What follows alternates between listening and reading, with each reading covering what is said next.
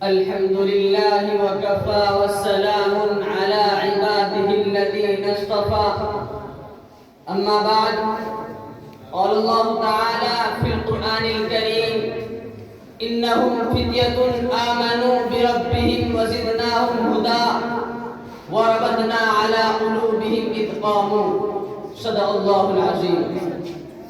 حکمین صاحبین اور آج کے اس مسابقۃ القرآن الکریم والعلوم الدراسیہ میں تشریف فرما مصاحبین کرام اور مہمانان عزام، میں چاہتا ہوں کہ کچھ اپنے نوجوان ساتھیوں کے خون کو گرماؤں، ان کے جوش و ولولے کو مہمیز لگاؤں اور انہیں اس وقت کے پرخطر حالات سے آگاہ کر کے اپنا فریضہ ادا کرنے کی کوشش کروں، جن کے بارے میں اقبال مرحوم نے ایک حقیقت اور اپنے درد و کرب کا اظہار اس پیغام کے ساتھ کیا تھا.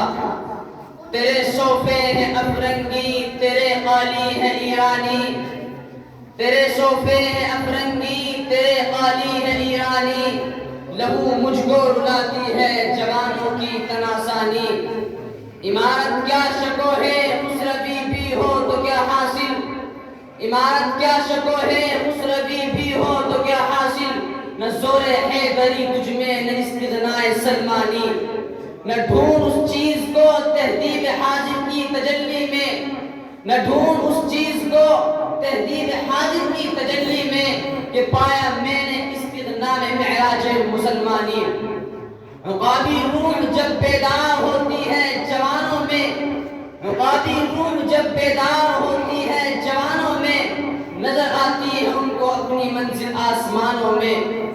نہیں تیرا نشے من قصر سلطانی کے گنبد پر، نہیں تیرا نشے من قصر سلطانی کے گنبد پر، تو شاہی ہے بسیرا کر پہاڑوں کی چٹانوں میں. حضرات، یہ حقیقت ایک ناقابل تردید حقیقت ہے کہ آج حالات اتنے پرخطر ہیں کہ کبھی تاریخ میں اس قسم کے حالات سننے میں نہیں آئے.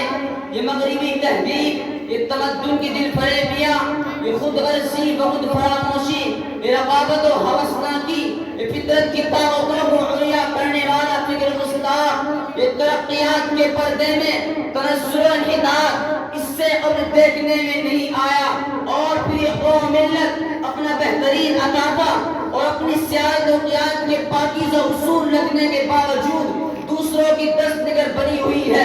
اس امت کے افراد اپنی تہذیب، اپنے کلچر و ثقافت سے آشنا ہی نہیں. دوستو، خاص طور پر امت مسلمہ کا وہ نوجوان جو ستاروں پر کمند ڈال دیا کرتا تھا، جو پہاڑوں کو سیر کر لیا کرتا تھا، جس کے آگے بڑی بڑی طاقتوں کی چبی خم ہو جایا کرتی تھی، جو دریاؤں سمندروں میں اپنا راستہ تلاش کر لیتا تھا، جس کے عزم صبر سے چٹانیں چور ہو جایا کرتی تھی، جن میں مریم کی ذریفت، سلیمان جیسی دانائی اور ایوب جیسا صبر تھا، جو صرف اور صرف خدا کے سامنے جھک سکتا تھا. لیکن دوستو، آج وہ نوجوان بے باکی و شجاعت، عفت و عصمت اور عزم و حوصلے سے عبارت تھا. زندگی کے میدان میں سب سے پیچھے ہے. اس کے حصے میں طاؤس و رفاق، عیش و سرمستی اور آرام و راحت ہے. ان کی زندگی، ان کے سیرت و کردار اور ان کے ذہن و دماغ میں کوئی انقلابی تصویر ابھر کر نہیں آتی ہے. جبکہ ایک حقیقت ہے کہ نوجوان انقلاب کا پیش خیمہ ہوتے ہیں. مستقبل کی تعمیر میں ان کے افکار و عزائم کو بڑا دخل ہوتا ہے. ان کی تعمیر اور ملت کی تعمیر اور ان کی تقریب اور ملت کی تقریب ہوتی ہے. اگر یہ ٹھوس عزائم، سرفروشانہ جذبہ اور بامقصد زندگی کے لیے کھڑا ہو جائے تو دنیا میں ایک مرتبہ پھر امن آشتی اور مساوات و رواداری کا درس توڑا جا سکتا ہے. اس زمین میں اور تاریخ کے اسٹیج پر تاریخ بن زیاد، محمد بن قاسم طغوی، محمد قادر رحمہ اللہ کے کارناموں میں اگر روغن بھرا جا سکتا ہے.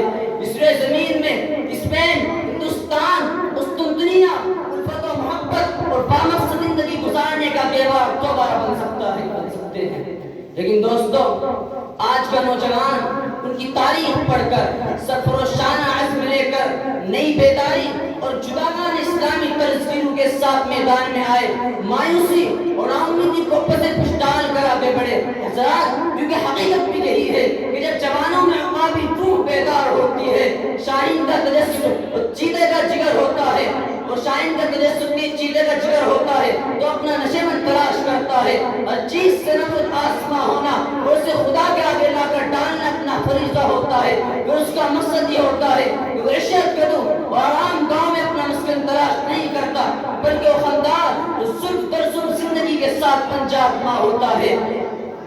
کاش آج کا نوجوان اٹھے، میدان عمل میں آئے، نئے عزم ولولے لے کر اس کارگہ حیات کا مقابلہ کرے اور اس کے ذہن میں تصور بھی ہو، نہیں تیرا نشیمن قصر سلطانی کے گنبد پر، نہیں تیرا نشیمن قصر سلطانی کے گنبد پر، تو شاہی ہے بسیرا کر پہاڑوں کی چٹانوں میں، اور پھر خواب شرمندہ تعبیر ہو، شب گریزہ ہوگی آخر جلوہ خورشید سے، شب گریزہ ہوگی آخر جلوہ خورشید سے، یہ چمن معمور ہوگا نغمہ توحید سے، وما علینا الا البلاغ۔